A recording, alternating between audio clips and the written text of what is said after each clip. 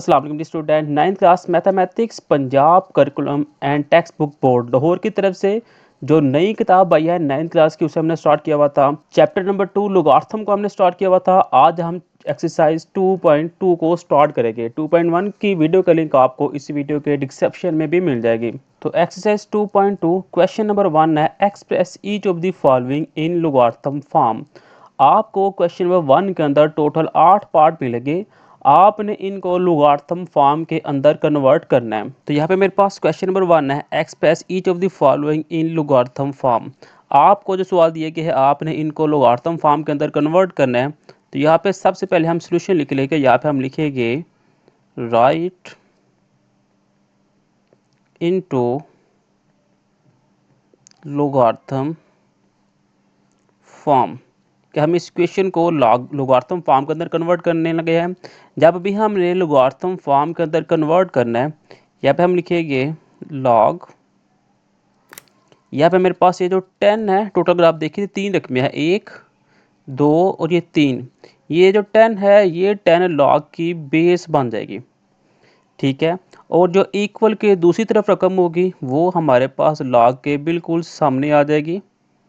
और इक्वल लगा के जो पावर होगी इंडेक्स होगी वो हमारे पास यहाँ पे आ जाएगा।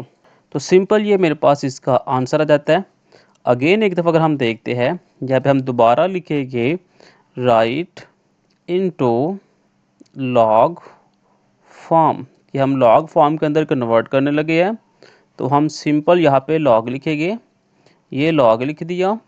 जो भी ये रकम होगी, ठीक है, उससे हम बना देंगे बेस। और जो इक्वल के दूसरी तरफ होके उसे हम लॉग के बिल्कुल सामने लिख देंगे। और इक्वल लगा के जो पावर होगी उसे हम साथ में लिख देंगे। ये सिंपल इसके आंसर है। अगेन हम इसको जब सॉल्व करेंगे तो दोबारा आपने यहाँ पे लिखना है राइट इन लोगारिथम फॉर्म। अब यहाँ पे लॉग लिखेंगे, जो भी ये रकम होगी इसको बेस बना देंगे।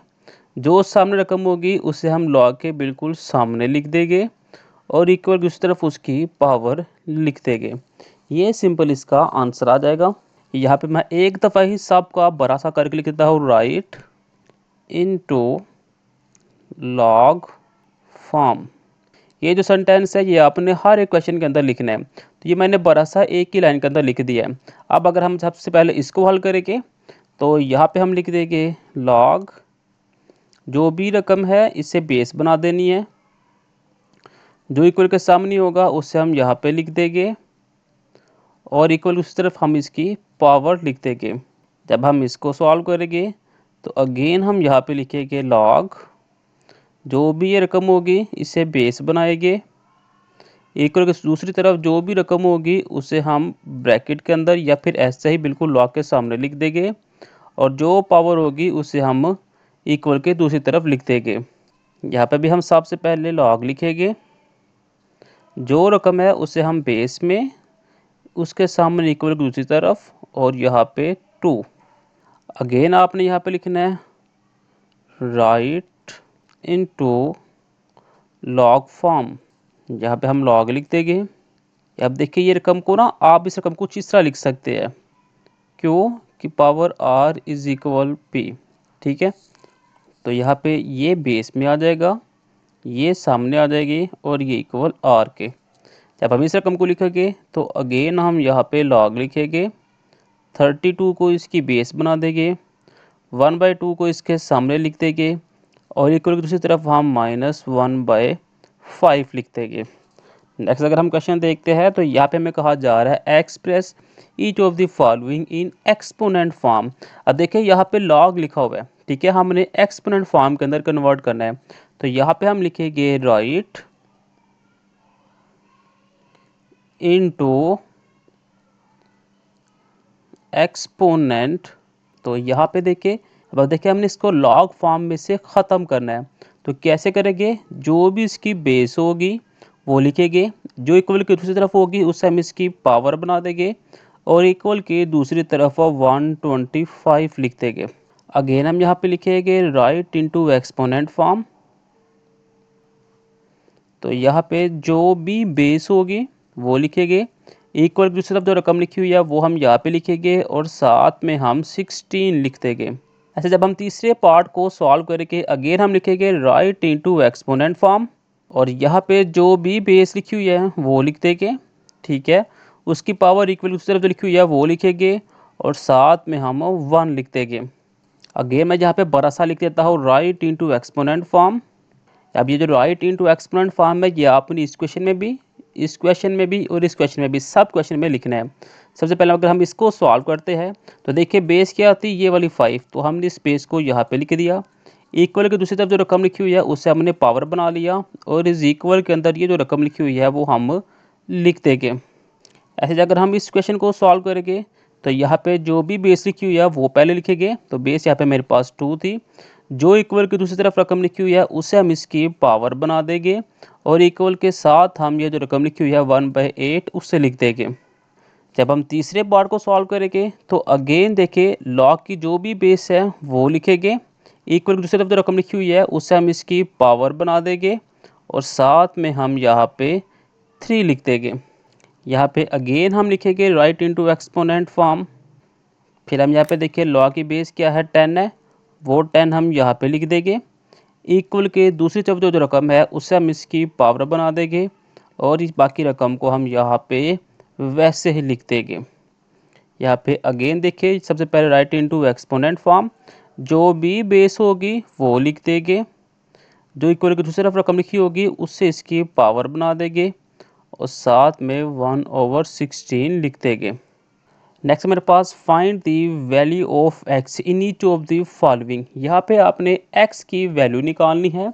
सबसे पहले हम यहाँ पे लिखते हैं right into exponent form, right into exponent form.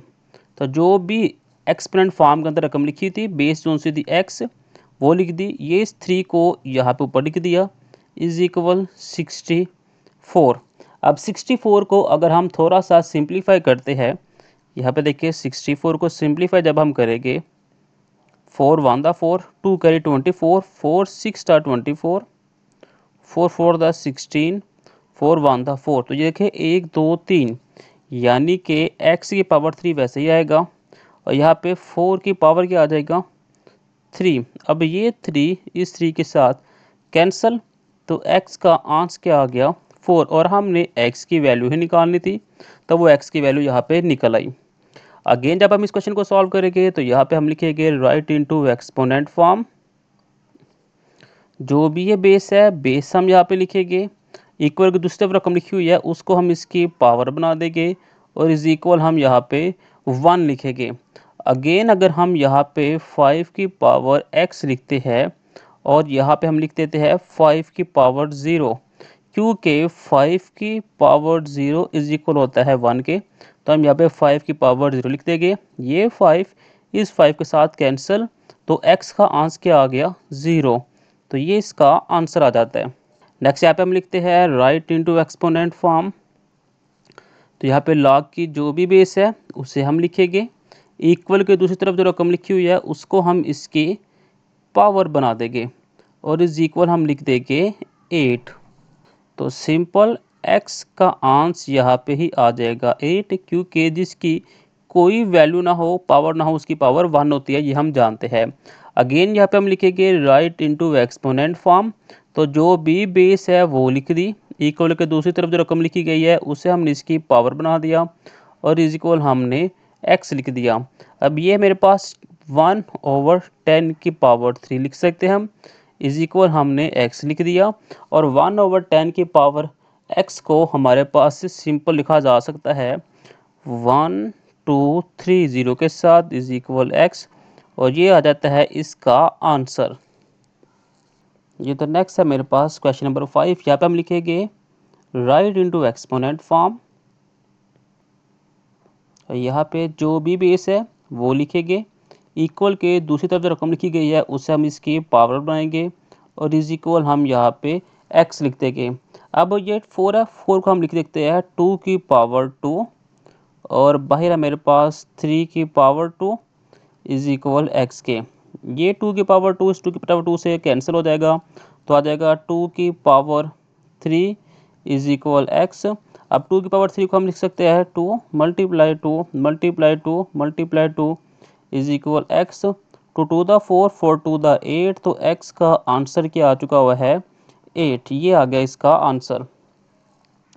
Next दोबारा हम यहाँ पे सोल्यूशन में लिखेंगे राइट इनटू एक्सपोनेंट फॉर्म। जो भी बेस है वो लिखेंगे, इक्वल के दूसरा जो रकम है उसे हम इसकी पावर बनाएंगे और इज इक्वल 10 24 लिख देंगे। अगर हम 10 24 को एलसीएम के साथ सॉल्व करते हैं 10 24, तो देखिए 2 5 the 10 2 1 the 2 2 2 the 4 2 2 the 4 1 carry 11 2 5 the 10 1 carry 12 2 6 the 12 2 1 the 2 2 2 the 4 1 carry 16 2 8 the 16 again 2 के साथ किया 2 6 द 12 2 4 द 8 अगेन करेंगे 2 3 द 6 2 2 द 4 2 1 द 2 2 6 द 12 2 8 2 4 2 2 और 2 1। तो ये 1 2 3 4 5 6 7 8 9 10 बन गए हैं। तो 2 की पावर यहाँ पे x वैसे ही आएगा इज इक्वल 2 की पावर क्या आ चुका हुआ है 10। ये 2 इस 2 के साथ कैंसिल, तो x का आंसर आ जाएगा 10। ये इसका आंसर आ जाता है। इसी के साथ हमारी एक्सरसाइज 2.2 भी कंप्लीट हो गई है। नेक्स्ट वीडियो के अंदर हम 2.3 को स्टार्ट करेंगे। मिलते हैं नेक्स्ट वीडियो में। खुदा हाफिज़।